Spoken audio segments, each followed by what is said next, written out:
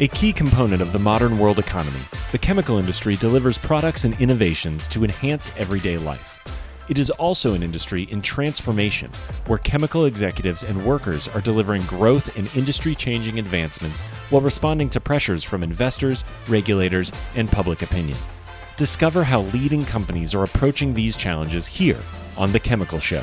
Join Victoria Meyer, president of Progressio Global and host of The Chemical Show, as she speaks with executives across the industry and learns how they are leading their companies to grow, transform, and push industry boundaries on all frontiers. Here's your host, Victoria Meyer. Hi, I'm Victoria Meyer. Welcome to The Chemical Show. This week, I am talking with Brad Beauchamp, who is CEO of Carpenter Company, which is one of the world's largest producers of flexible polyurethanes, foams, processed polyester fiber, and comfort cushioning product. You might remember that Brad was actually my first guest on The Chemical Show, so I'm really excited to have him back today. 2021 was pretty significant for Brad. So number one, he was first guest on The Chemical Show. That's significant. Number two, he was named to the 2021 Power List by Virginia Biz. So that's pretty awesome too. Anyway, maybe you'll tell us about it and maybe you won't. Anyway, Brad, welcome to The Chemical Show. Thanks for having me again. And, I enjoyed the first time. And when you asked me if I would come back on, I was excited to find time to do it. So awesome. Thanks for having me. Absolutely. Glad to have you here. So 21 was a wild year. I think we thought that we'd put the chaos of 2020 in the rearview mirror, and then along came 2021.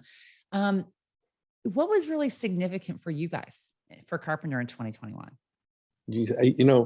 I almost, when you sent me a note, you said, hey, what topics do you want to cover? And I came up with a long list of stuff. And I thought, well, this show is either I'm going to bore everybody or it's, way too long. You'll have to do like in the old days, a double album, right? Yeah, there we go. That'd be all right. But we had a lot of stuff going on. Everybody had COVID issues that they were dealing with. And, whether we thought we would get mostly through that partway through the year or not, obviously we're still in dealing with it, with I'll get it wrong, the Omicron or whatever version we're on now. Right. Yeah, so absolutely. We're still working through that. We had, late in 2020 was when Mr. Pauly, our owner, passed away. So really 2021 was me and our executive team, finding our way without somebody who had been in the organization for 60 plus years. So that was, wow, interesting as well. And the board and everything else. And then, you were aware of, we had the Texas freeze that came in, right? Chemicals. Right. And then right after that, we had a cyber attack on our business. And then we ran from that into a fairly large acquisition. So, and I think that sprinkled in with all that, there was unusually high demand and shortages of raw materials, just to add a little extra fun to the year that we had. So it was quite a year when you think about it. So, I know you don't want to hit all the topics, but you can pick a couple and we'll talk about well, that them, is a whole lot of complexity. And you know what? I'm going to be honest. I've been told that people are tired of talking about COVID, and so am I. So we're parking that one because that Excellent. Just appears to be a underlying condition we're going to have to deal with. And I think that's it. So I'm really actually interested in your cyber attack. So I know you shared a little bit with me previously about it, but I know, and in fact, cyber attacks were pretty big in the news early in 2021. And, I think they probably occur far more often than people realize. So what happened to Carpenter, and why did they target Carpenter? Maybe is even a good question. So on the why side, what you think, well, am I, as a company, are we somehow special? Or are we more vulnerable? And it's really a numbers game. They're trying to attack everybody every way possible. Every government institution, every business is probably under daily attack, maybe even hourly attack. Is one of the things you learn, is that these guys are the entities are trying to get at you no matter what. And find their way in. And it takes a lot of effort to keep them out. And and to let them in is really just, you can make one mistake one person in one location can make one mistake and all of a sudden they're in. And that's really how it came about with us. Is we have pretty robust systems, but somebody had received a phishing email, really from somebody from the outside that they were familiar with. And what happened is that other company had been successfully attacked, and they were using them to try and get into other businesses. So that's really how it got into our system. And we were a little lucky, a lot lucky, I guess, in a couple of ways. One is they had only been in our system for a couple of weeks. So usually what they like to do, at least from what we gathered in talking to the cyber experts, is they'll get into your system. They like to root around looking for things. They kind of try different doors or try to get into different subsystems and collect data. And, those subsystems have different levels of protection. So like in R&D, they tried multiple times to get into our R&D server and weren't able to get in, and, those kind of things. But they'll root around as long as they're not found out. Are they bots, or, I mean, what do you know? Are they bots? Yeah. Or are these So hackers? it's a program. And what we learned was, when we contacted the authorities and everyone else, they really had two questions for us. They said, were they asking for money or not? And that helps them determine. So I guess in a broader sense, if you're getting ransomed, then it's really like a Eastern European outfit that's doing it, Russian, Ukrainian, something like that. If they're really just after your technology and information, then they believe it's kind of more of an Asian-based North Korea and other type of thing. And ours was really, they were looking for ransom. So they said, hey, that was one clue, that it was Eastern European. The other clue was that if any of our computers had the default language set to Russian or Syrian, it would not infiltrate those computers. It would leave them alone. Interesting. Now, unfortunately, we don't have any Russian computers, so therefore, yeah. So let's go back to the beginning. How did you guys even discover this? So it was interesting. I was actually on my way to the airport early in the morning, and I got a call from our IT director, which is never good first thing, like 5:30 in the morning.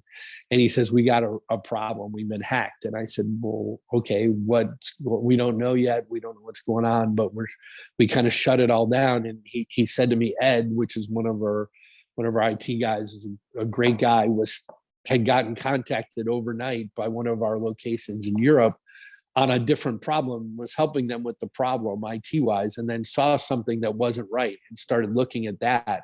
That's when the hackers realized we were onto them, and they just started tripping wires and systems. I liken it, I'm not an IT guy, so I said, oh, it's kind of like in Die Hard where they're wiring up the Nakatomi building, right? Until he comes along and spoils the plan, right? And that's what they did, is they kind of tried to flip a bunch of switches to kill our computers or lock us out. And the best thing you can do in that situation is cut off access to the internet, because those programs can't talk to their masters without the internet. So our guy knew well enough to start closing down the internet.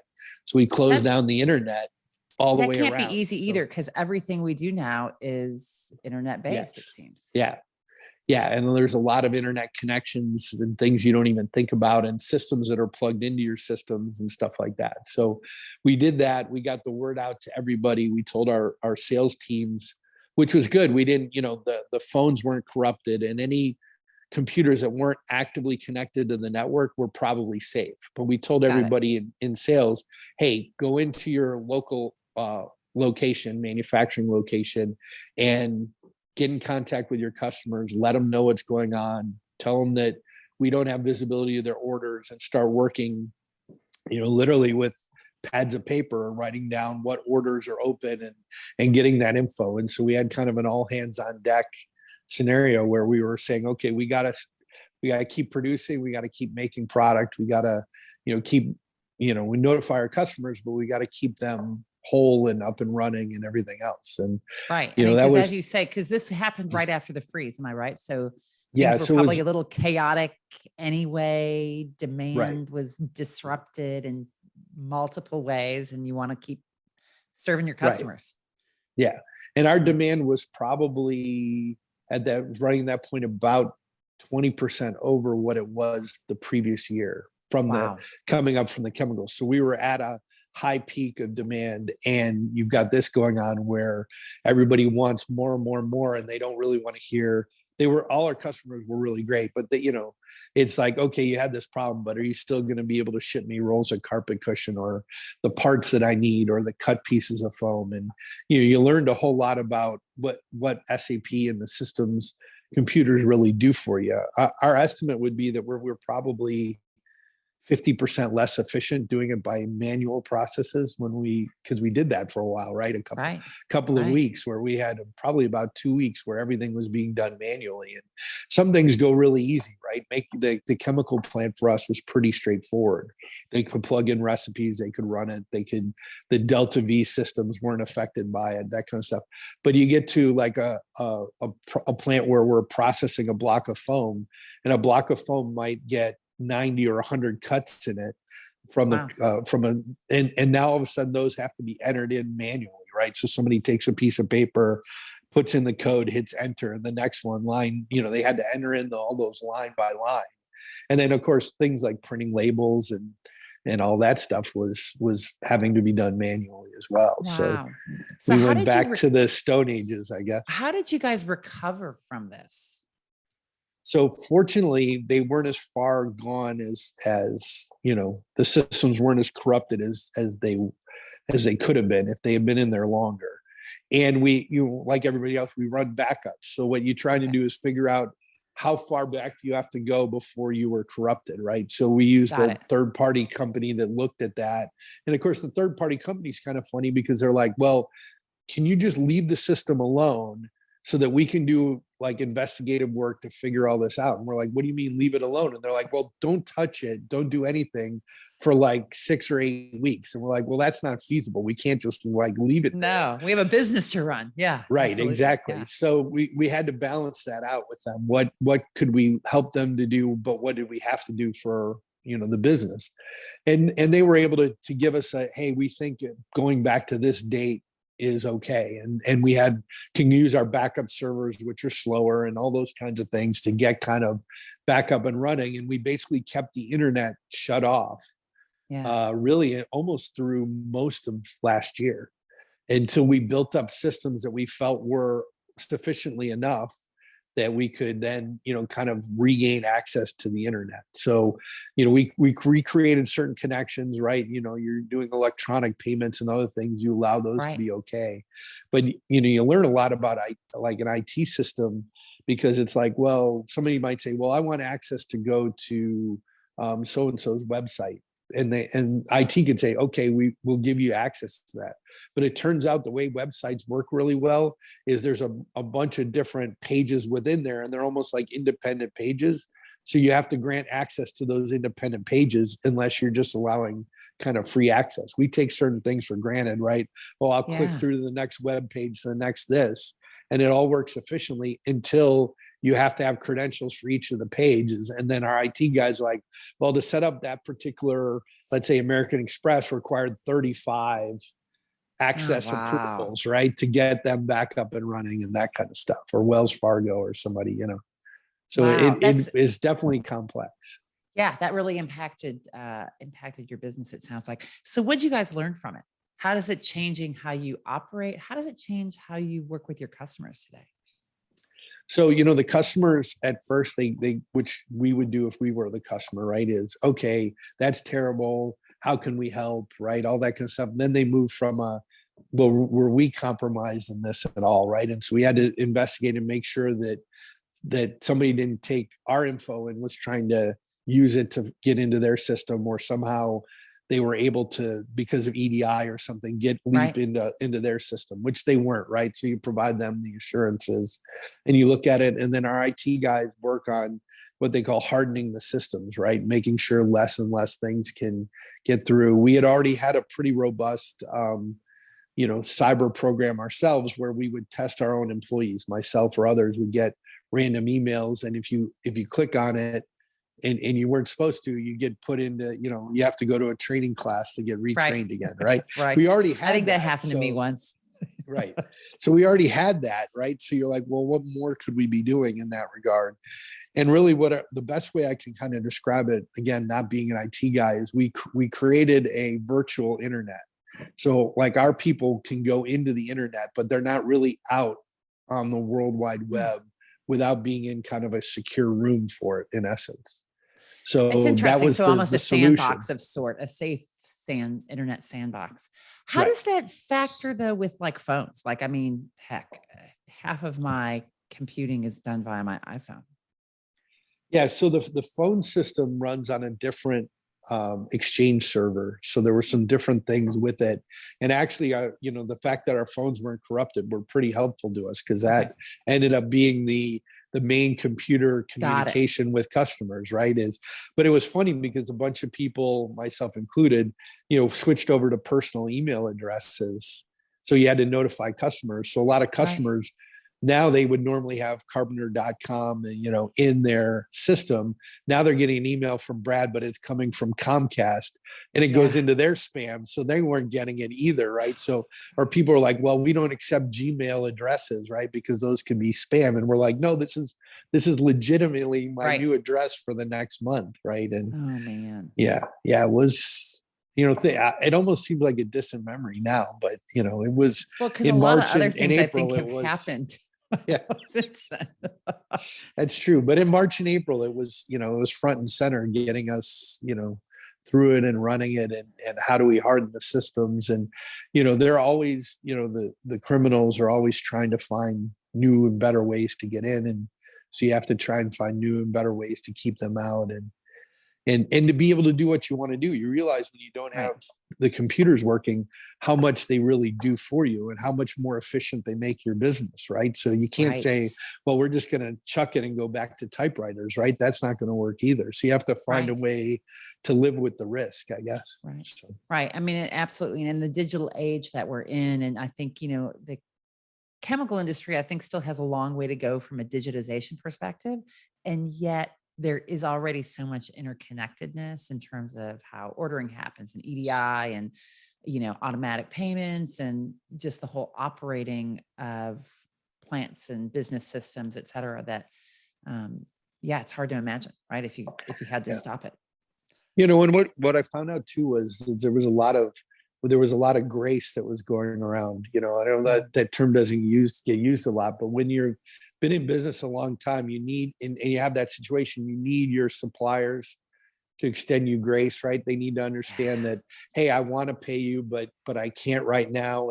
And our history of being a good payer and, those kind of things worked out really well for us, right? In the relationships you have in the industry, and the same thing downstream, right? We're like, look, we're going to be doing these manual invoices. We're asking you a lot, but our own people, perform great in the process. And we were really thankful that both the suppliers and customers were really understanding and willing to work and all that kind of stuff. So, it really helped when somebody says, look, I can't give you a PO for a rail car of TDI. Can you still send me that rail car of TDI? And they say, yeah, we got you. No problem. Right. That's impressive. Right. I mean, you're right. I think it's about the strength of the relationship, the trust that your suppliers have in you, that your customers have in you and stuff. Those are all really important. Yeah. So you get some nice things out of it, right? You get to even though it's hard, you get to smile a little bit when you see like the people at Carpenter doing, stepping up and really doing great work in the midst of all of it and that kind of stuff. And it just kind of puts a smile on your face that way, even though it sucks. The event, just seeing how people, come together and perform is a nice thing to see. I do. I think that is awesome. That is really awesome. All right. So that was the first crazy part of the year. And then I know you guys got busy in M&A, right? So, I mean, M&A activity was it spiked over the past year across the industry, right? You guys have been involved in a number of acquisitions. And I know most recently I've seen the announcement about Rectisil's engineered foams business. So a couple of different questions in this area, but let's, what role does M&A play for you guys? So I would have said in the past we had been pretty heavily a tire kicker. We kick a lot of tires and don't do a lot of deals. And I'm not a deal guy, so I can't say, oh, what should be the normal percentage. It just feels like you Right. look at a lot of things without ever really getting to that, getting to the altar, let's say. Yeah. And maybe that's normal, but and we would typically look at things that were fairly small, one or two site locations, that kind of thing. And so, we're always kind of looking, but we hadn't really pulled a lot of triggers. And really kind of around that same time with the cyber, as I had mentioned, Mr. Pauly had passed away in November. So the board and my team, we were all talking about, strategy and where things should go and what do we see. And, one of the things we were talking about was a little bit of geographic diversification for ourselves, particularly in Europe. If you look at North America, we have a very strong footprint. In Europe, we tend to be Western and Northern European and not as strong in the South and East. Right. So with the board, we were kind of talking about that, saying, how do we get a better geographic footprint? At the same time, we as you mentioned at the beginning, we're really well known for our comfort flexible foam materials. And so another thing that I identified with the board was we'd like to kind of diversify away from comfort and into other polyurethanes, right? And things that would give us, similar chemicals, similar chemistries, but kind of a market or product diversification. And so, right. With those two subjects coming along, we were just kind of talking about things. And at that moment I want to say it probably was early May, Recticel had received a hostile takeover bid. They're a public company, and they received a hostile takeover bid from a former JV partner called Greiner, out of Austria. And so that got us to thinking, we talked to the board a little bit and they were like, well, is there something you'd be interested in? And is it something that, where, what does that all mean and where does it fit, and talking and those kind of things. And the more we talked about it, the more we thought, they have some interesting, the company Recticel itself is an interesting company for Carpenter.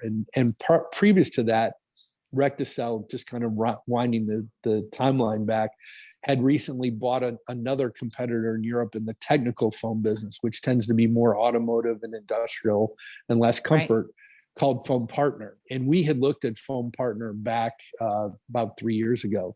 And I had really liked that acquisition, but we didn't go forward, and Recticel got it. So when it came back around, I said, look, at least I'm familiar with Foam Partner and I like that. So maybe there's something here for us. And, so Recticel, we kind of got together and talked about whether there was something that could happen or not could happen. And, we started going over there and digging into it. And the more we looked at it, the more we liked it. Right. And it's easy to, I guess you say, fall in love with something, but the reality is it's not a perfect geographic fit. It's a really good, it helps us geographically. It does do the market diversification that we want. Awesome. But what I learned a lot in the process is the more we got to talk to different people, the more we really liked the people that they had, and feeling that they looked at the world in the similar ways that we do. And so that really kind of encourages us a lot, is that if you're going to do something that's really big, you almost have to kind of have the similar worldview on some things. Otherwise, it's going to be a challenge. And so absolutely. And I think, fit, the whole cultural and operational and mindset fit's important, because otherwise, so many deals don't create value because they haven't landed some of those crucial pieces about how do you actually tie together, not just the assets, but the people, the business, the culture, et cetera. Yeah. And before we jumped on, I was in a meeting where internally we were just talking about all of that. Right. And job titles and all those kinds of, softer things that'll come down, because we haven't closed on the deal. The process worked. We put together an offer for the, and what they call their engineered foams business, which is the flexible part of their business. Their board approved it, recommended to the shareholders. Then we had a shareholder vote, or they had a shareholder vote, because they're a public company, December 6th, I think it was, that Monday, maybe that's the 8th. we got approval, and now we go to close, right? Get through the regulatory. Yeah. There's So still a we're lot of thinking, work that needs to happen. yeah, Yeah. yeah. So there was a lot of work at the beginning. I think I personally flew back and forth because they're based out of Brussels. I think it was 8 times between Wow. July and So December. you actually got frequent flyer miles in I 2021. got a lot of frequent flyer miles, a lot more than I was bargaining for. And, I went over there for the last, right in advance of the shareholder meeting and everything else. And, there was just even up to that end, because it was basically because there was a hostile takeover and they were a public company. There was a lot of stuff involved in it and a lot of, deadlines and timing. And, so it was a very compressed time frame. So you felt very rushed through the whole process a little bit. And I bet. And especially for a company that hasn't taken on that big of an acquisition in the past, it's a lot. Yeah. I mean, you saw it's an enterprise value of 656 million euros, right? I mean, it's almost increasing our size by a third, right? As a total company, right? So I guess go big or go home. Isn't that what they say? So that's right. I was just listening to a song about that. So yeah, that's funny. Was the hostile takeover competitor a factor in it for you, or was that kind of compartmentalized off? It was kind of compartmentalized. I'm having a hard time saying that word out. It was separate, right? We didn't really think much about. We didn't think much about that.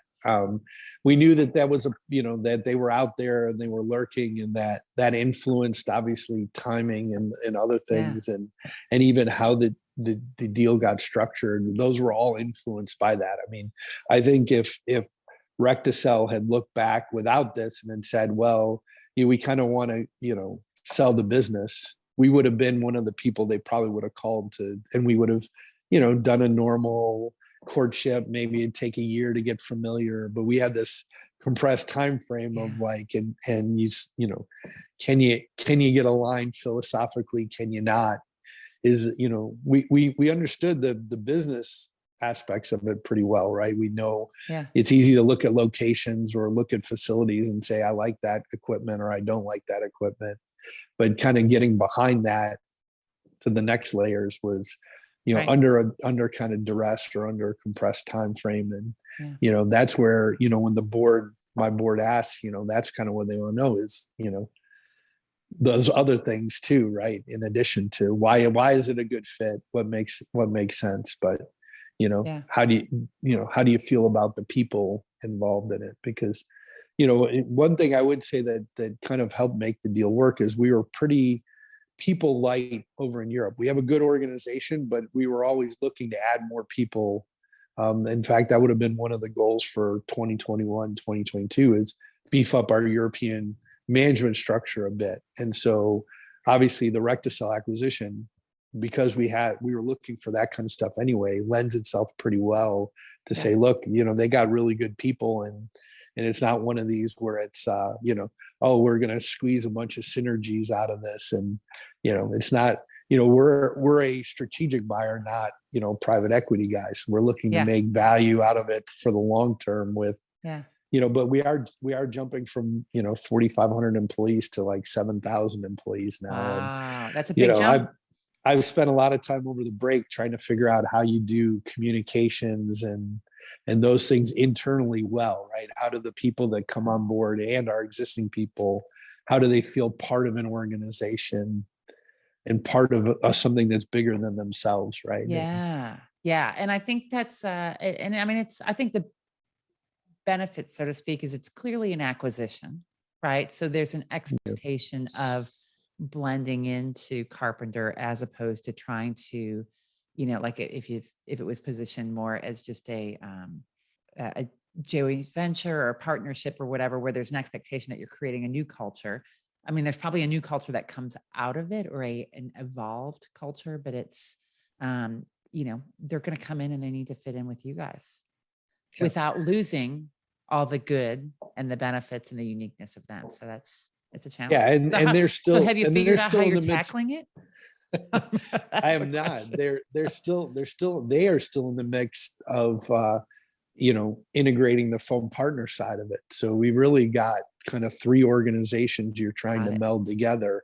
And largely, the acquisition is largely European. I mean, 80% of the sales and revenues are generated in Europe, 10% for Recticel is US, and 10% is Asia. Now it gives us, it's Carpenter, we've never been involved in Asia. So, that we really like that aspect of it as well. So, even though we weren't specifically saying, look, we want to do that, it's a nice add-on to what we're doing. And, the North American part we would view as pretty more straightforward, right? It's small, bite-sized. We got a good structure over here. It's in Europe where we're basically doubling our size, right? So so I guess that means more frequent flyer miles for you as well this year. Yeah, it does, or for the team and everything else. The team, so, yeah. So it'll be back and forth. Yeah. And I guess until the deal is truly done, you're limited in what you can do, right? You can do the preparations, but you can't really take action. Yeah. So we're working with, various consultants on our side, and they've set up these, whatever you call them, clean teams or whatever else they use for it. So they deal with us, then they know what they know on that side, and they get everything kind of ready so that, on day one, you can kind of, when the close happens, you can kind of put it together and say, okay, that we got a plan from the very beginning on it. But it is weird to be like, okay, what do you get to talk about and what don't you get to talk about? And you got to make sure you're pretty clear on that, because if something happened and you were to fall apart or something, you're back to being competitors in the market somewhat. Although, the reality is, which is why we like the deal, is they're really not in a lot of markets. We don't see them and they don't see us. They do have, I would say 15% of their business globally is comfort.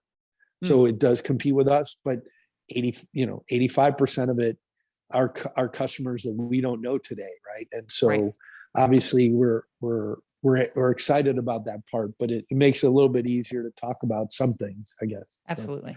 Or look at it from a regulatory standpoint, right? Which is where you got all these countries and you're like, can it get through? And, what's going to happen? And, there was minimal overlap. So that's one of the encouraging things was we felt like it wouldn't get hung up in a lot of regulatory. Not that there won't be questions, but, it is when you start looking at their top 10 customers, let's say in a given region, and our top 10, there really isn't going to be much overlap. So that's good. And that's good. So it really creates it's true growth for you guys as well. Right. So it moves you into some new playing fields.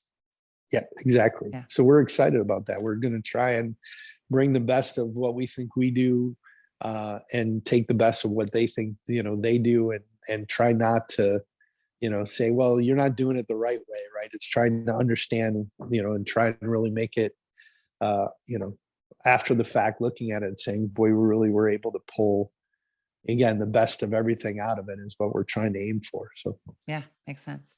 Makes sense. So Carpenter has such a strong culture, which I think is amazing. And one of the areas that I'm talking to people about a lot this year and focusing in on is just the whole customer experience, and really, how does the employee experience and culture, how does that translate to your customer experience and your customer relationships? So how do you see that playing out? Well, I like to think of it at the standpoint that, if the employees are excited and love their jobs, and then that kind of enthusiasm is contagious, right? It's infectious. Yeah. Although in a COVID world, we probably shouldn't use those. We don't want to be too infectious, right? But I think it comes out, right? I mean, everybody, meets somebody and they just, you can tell they're excited about something, or they have enthusiasm about what they're doing and why they're doing it, right? And so what we try to do is find ways within the company to try and foster that in all aspects. I want people to wake up in the morning and say, I can't wait to get to work. I realize not everybody does that, but you want that, and you want people to say, hey, how can I be better today than I was yesterday, right? And you feel like that those kind of things then translate downstream into the customers, right? The customers can pick up that vibe. As I was learning our flexible foam business or our fiber business, a lot of the feedback I would get from customers is, you guys are right on it in terms of products. You're right on it in terms of quality and delivery and service. And yeah, we can do some things better. There's some things sometimes where people bring us, I think, new ideas or new ways, and we tend to kind of say, hey, and we take too long on some things, right? We need to get better on responsiveness, or better on maybe customers would say on innovation, right? They're like, you make great foam at this, but when I ask you to do something a little bit different, then it gets a little wonky, right? And we got to get better on those kinds of things and listen to the customer better, and try and get up to speed either faster. I think you got to do one of two things faster. You either got to tell them that's not us and we can't help you, so you're not stringing them along, and tell them, or you got to say, look, we're interested, and then work hard to get to that resolution as fast as possible, because people, they just don't want to wait, right? They have an idea, they see a business opportunity. Every day that you're dragging your feet on it is a day that they can't then have that product and generate sales for themselves and everything else. So, I think there are some things within Carpenter that we need to do better in that regard. But it is kind of interesting to figure out, how does that all tie in together? And is it all just, I still think I'm 54 years old. So, I guess I'm getting up there, but, I still feel like people do business with people. Right. And so we emphasize a really human element to what we're doing, and not, hey, go to the website and get the info you need. Right. Or directing them this, and, self-service. I think self-service is great. Right. My kids, who are in their 20s, right. They're good with that. You're into that. Right. And how do you design systems so that the people who maybe are more introverts or don't really want to talk to somebody to get the answer can still get the answer? Right. But how do the people who say, look, I picked up the phone to ask you to help me, I want you to help me, and not through a bunch of voicemail prompts get to the answer, right? So how do you blend that? I think, what did somebody say? There's 4 or 5 generations in the workplace now, through the something like that. Boomer. So you got to try and meet everybody a little bit at where how they're used to doing business, right? Right. Right. And I think that's one of the figuring that out is challenging, right? It is challenging. And the whole customer journey, which, if I was just talking to somebody about this yesterday, and we're saying, people in the chemical industry don't really use that terminology very well, although we recognize it, right? How do customers find you? How do they learn about your products? But creating that seamlessness, whether they're getting it online or direct from a person, and doing it in a way that still fits your core values, fits the way that you want to do business, and that they recognize the unique value that you bring to the market is critical. And exactly. It's not easy. Yeah. And I was talking to someone the other day. We were, some of the people, and I'm not pretending like I get it, but, one of the things I was explaining to somebody is, we have a consumer business that deals with like pillows and pet beds and stuff. And I'm always amazed at how fast the buyers in those categories change over, right? So at Petco, there's a new buyer, right? Well, in general, those new buyers, they don't know anything about Carpenter, right? So you have to re-educate them about who it is. But I think a lot of times those people, before you come in to visit them, they've already done some things. They've looked at LinkedIn or Instagram or other things to formulate opinions. And then you're just in there either reinforcing their preconceived notion of you or not. So the message for some of our folks is how do we set the table right for the salespeople before they ever come in, right? Because we don't think of it that way. We think, myself included, oh, I know BASF or I know Covestro, but somebody who has no idea who Covestro is or Carpenter is going to Google Covestro, right? And if they Google Covestro and they see a bunch of stuff that's not related to them or is confusing or isn't the message you want, then you're hurting. You're kind of putting one hand tied behind your back with it. So absolutely. How do you get to them ahead of time? I guess that's right. The sale begins long before you've ever had a conversation. Right. Right. And so figuring out how to make sure that's all right. You're good. Your reputation is out there, your product information, what you need, et cetera. I think it's an evolution, right? From a consumer perspective, it's far ahead. There are some chemical companies that are figuring it out, but there's still, work to be done, I think, for everyone. Well, and I think in an industrial world, it's a little bit, we're behind the curve because we really look at it as a B2B, right? And those kinds of things are more viewed as appealing to the consumer, and not thinking of, let's say, a purchasing agent as a consumer as much as they are as, that kind of a thing. Well, So I think you talk about, you mentioned it being a people to people business. we don't really think in those concepts, and Right. we tend to think of, again, the B2C versus B2B and what roles does that play? But, we're all people. So, if I don't know, a particular company, P2 chemical or whatever, what am I going to do? I'm going to go to the internet and do some research and, see what they're about before that person even shows up to say, hey, I'm here to tell you about the company. Yeah, right. absolutely. So I think your presence has to kind of reinforce, and we went through, that was another thing we did earlier this year, is we sat down and looked at our vision, our mission, our values, and reaffirmed them and adjusted them so that we can be clearer on our communication of who is Carpenter, right? And even encouraging, which is hard as an old sales guy, is encouraging them to say, look, don't pursue business if those people don't share the same values as Carpenter. That's okay.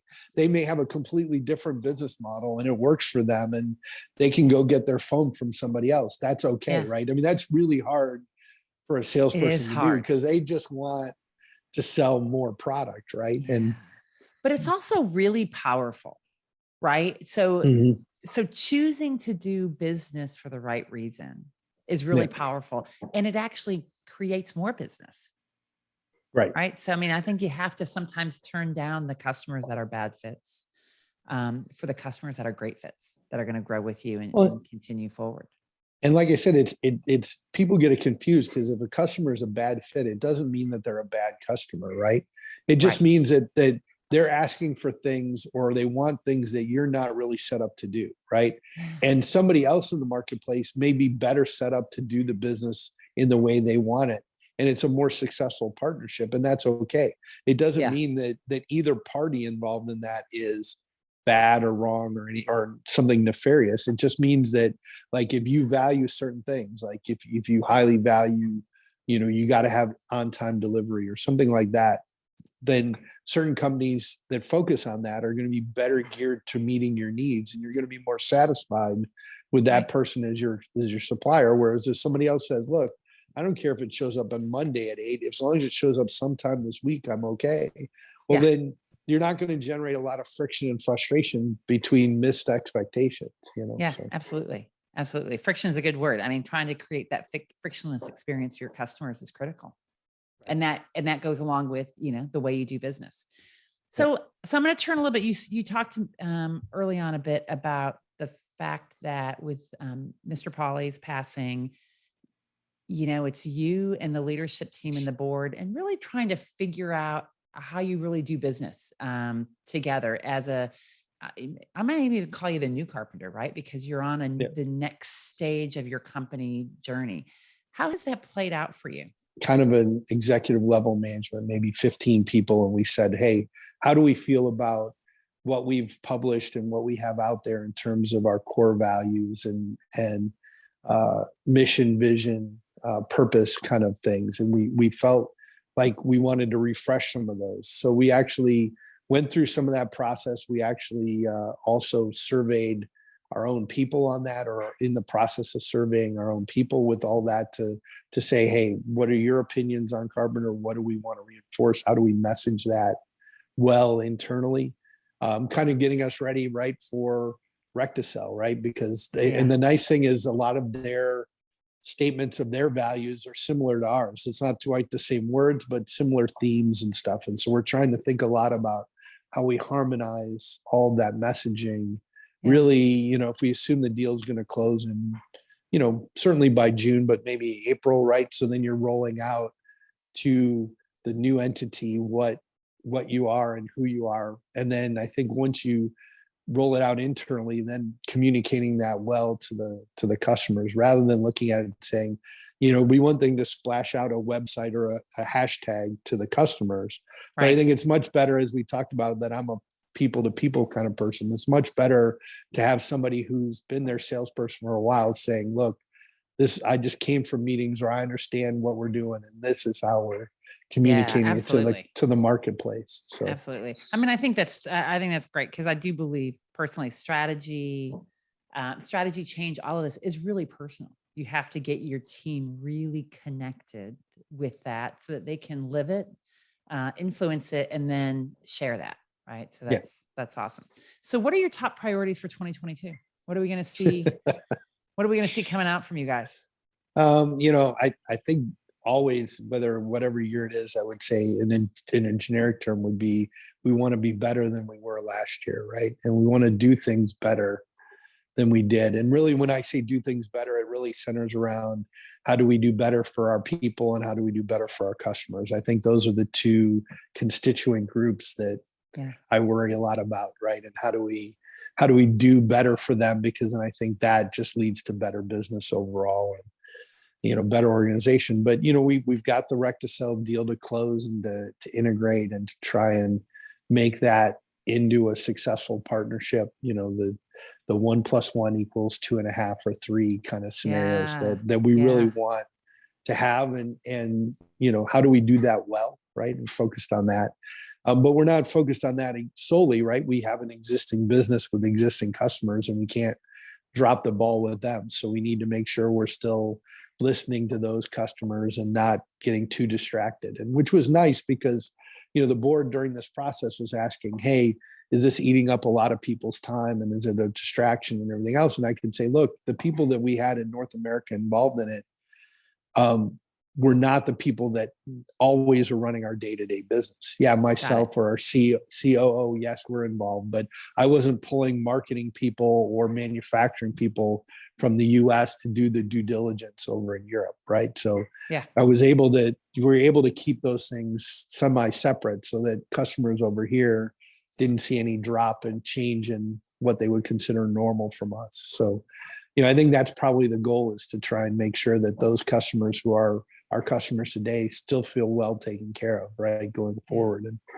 And then, I'm sure there'll be some chemical fun throughout the year there. You can never predict what it's going to be, but something will happen along the lines. Let's hope things start lining out. Right. I think that's the hope. I'm not sure it'll occur. I was talking to somebody about supply chain yesterday who kind of said, it's going to be messy all through the year. I'm like, and we had some, we were really fortunate in a lot of ways with that, because we have some really good people. We've a gal, Jamie, in procurement here, and I think every day she was scrambling around, moving stuff just to keep everything running.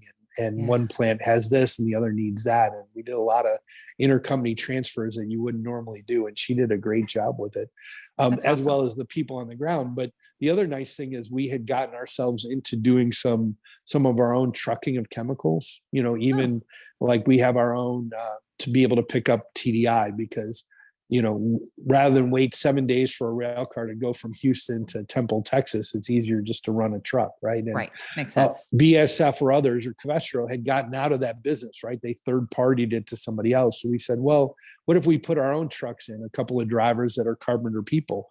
Well, turns out when you have shortages and those guys weren't just going to Temple, Texas, they were running up to Indiana, or they're running over here. Right. So it was an advantage for us to have our own logistics. Interesting. In a small way on it. I don't think we're looking at saying we want our own giant logistics, but it definitely helped us fill in the gaps. Right. And in the unique pieces and places that you need it. Yeah. Right. Yeah. So, I think that we'll see a little more of that, but, the goals, I think for this year are try to get better as an organization, do things as we see it, what we'd say, better, faster, responsive. I think, our general philosophy of being adaptable and, and yes, with the acquisition, we're going to take on some debt, but we still have good financial flexibility. So we're really not having to pin ourselves against a wall. We can invest in the new Recticel plants, to get them to, more efficient than they are today. And, so we feel like that gives us a lot of tools in the toolbox, I guess. Awesome. That sounds great. Well, I am looking forward to seeing how this all plays out for you guys this year. So Brad, thanks for joining us today on the Chemical Show. It's a pleasure as always. And I look forward to other episodes in 2022 with other people and hearing what they're talking about. So thanks. I think there's going to be a lot of good stuff happening. So thanks for joining us today. And thanks for everyone for listening, and keep listening, following, and sharing the podcast. Thanks.